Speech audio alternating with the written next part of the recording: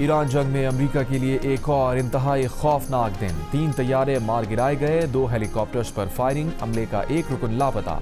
तलाश और बचाव की कोशिशें जारी। पासदाराने इंकलाब का अमेरिका का F-35 तैयारा वस्ती ईरान में मार गिराने का दावा।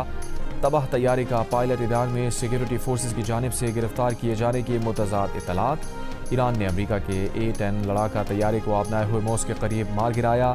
पायलट बच निकलने में कामयाब।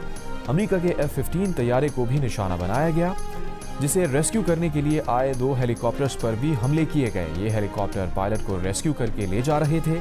मगरबी मीडिया का दावा है कि हेलीकॉप्टर लैंड कर गए मगर अमला जख्मी हुआ। ताहम ईरानी मीडिया की जारी वीडियो में देखा जा सकता है कि हमले के बाद एक हेलीकॉप्टर में आग लग गई और वो नीचे जा गिरा।